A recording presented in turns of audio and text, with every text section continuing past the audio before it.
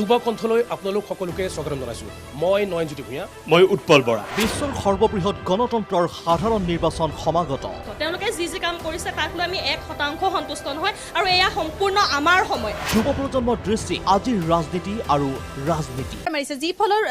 আমি যদি তাৰ সমান্তৰালত চাওঁ যিসকল আমি খিলঞ্জীয়া লোকসকল সেই খিলঞ্জীয়া লোকসকলক কিন্তু তেওঁলোকে যি ভূমি দখলৰ উচ্ছেদ দখল কৰিছে আৰু সেই ভূমি দখলৰ উচ্ছেদ দখল কৰাৰ সমান্তৰালত আমি ইয়াৰ ফলত আমি প্ৰত্যেকগৰাকী যুৱ প্ৰজন্মে আমাৰ সন্মুখত এটাই চিহ্নিত হৈ পৰিছে যে ইয়াৰ একমাত্ৰ উপায় কাৰণ হৈছে যেন অসম চৰকাৰে বহিৰাগত বনীয়াসকলক এইখন ৰাজ্যত তেওঁলোকে স্থান দিয়াৰ ক্ষেত্ৰত ভূমিকা গ্ৰহণ কৰিছে তেনেকুৱা এটা প্ৰেক্ষাপটত যদি এজন বিৰোধী ঐক্য মঞ্চই যদি এই ক্ষেত্ৰত যদি মাত মাতি আহে তাৰ সমান্তৰালত যদি দেশৰ অৰ্থনীতিৰ সৈতে যদি মাত মাতিবলৈ হয় দেশৰ যদি অৰ্থনীতিক আমি যদি চাওঁ গ্ৰাম্য অৰ্থনীতিৰ যদি মূল চালিকা শক্তি হৈছে আমাৰ নাৰীসকল আৰু এই নাৰীসকলক ক্ষেত্ৰত যিখিনি অৰ্থনৈতিক উন্নয়নৰ ক্ষেত্ৰত ভূমিকা গ্ৰহণ কৰিব লাগিছিল তাৰ ক্ষেত্ৰতো যদি নাৰী সবলীকৰণৰ কাৰণে অৰুণোদয় দি আছে আকৌ কৈ আছে যে লাখপতি বাইদেউ ইয়াতে তেওঁলোকে সৃষ্টি কৰিব বিচাৰিছে তেওঁলোকে যিখিনি এয়া আঁচনি কৰিছে এয়া ক'বলৈ গ'লে তেওঁলোকৰ এটা ফুল জাৰি তেওঁলোকে এটা ভোট বেংকৰ তেখেতে এটা কিনি লৈছে তেওঁলোকে আৰু সেই চৰকাৰে তেওঁলোকে এই মহিলাসকলক তেওঁলোকে জানিছে তেওঁলোকৰ ভোট কেন্দ্ৰিকটো ক'ত কাৰণ মই বাৰম্বাৰ কৈছোঁ যেন আমাৰ যিটো এটা কথা বুজি নাপাওঁ যে সদায় প্ৰতিখন চৰকাৰে প্ৰধানত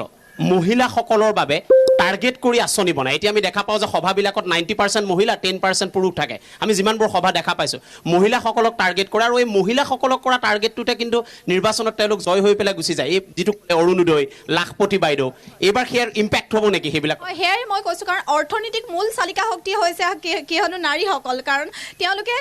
গ্ৰাম্য অৰ্থনীতিৰ মূল চালিকা শক্তি নাৰী তেওঁলোকে সেই নাৰীসকলক তেওঁলোকে কেন্দ্ৰীয় কৰি তেওঁলোকে বিভিন্ন ধৰণৰ গোটৰ আঁচনি এতিয়া যদি আমি চাওঁ নিউজসমূহতে যদি আমি সংবাদ মাধ্যমতে যাওঁ হাজাৰ হাজাৰ তেওঁলোকে গোটসমূহত তেওঁলোকে আঁচনি হেৰি কৰিছে কাৰণ তেওঁলোকে জানিছে কিন্তু এই ক্ষেত্ৰত প্ৰত্যেকগৰাকী নাৰীয়ে সজাগ হ'ব লাগিব সচেতনতাৰে তেওঁলোকে দায়বদ্ধতাৰে তেওঁলোকে আৱেগেৰে নহয় তেওঁলোকে বিবেকেৰে কিন্তু ভোট দি তেওঁলোকে এজন সঠিক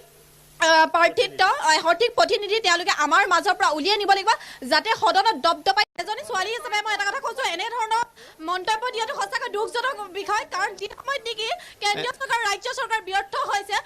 যি সময়ত মণিপুৰৰ নগ্ন চৰিত্ৰ দুখন যদি আমাৰ গোটেই ৰাজপথত উলংঘ হৈ প্ৰতিবাদ কৰিব লগা হৈছে যি সময়ত কেন্দ্ৰীয় চৰকাৰ ৰাজ্য চৰকাৰ ব্যৰ্থ হৈছে আৰু যি সময়ত কেন্দ্ৰীয় চৰকাৰে সাম্প্ৰদায়িক জাতিগত নিৰাপত্তা সুৰক্ষাৰ ক্ষেত্ৰত যদি অসক্ষম হৈছে আৰু তেনে ক্ষেত্ৰত এগৰাকী মহিলা হিচাপে এনে একো এটা মন্তব্য দিয়াটো সঁচাকৈ আমাৰ বাবে লজ্জিত বিষয় সঁচাকৈ ই আমাৰ বাবে দুৰ্ভাগ্যজনক বিষয় আৰু তুমি সন্তুষ্ট নহয় চৰকাৰ কাম কাজত তুমি সন্তুষ্ট নহয় একেবাৰে অসন্তুষ্ট আৰু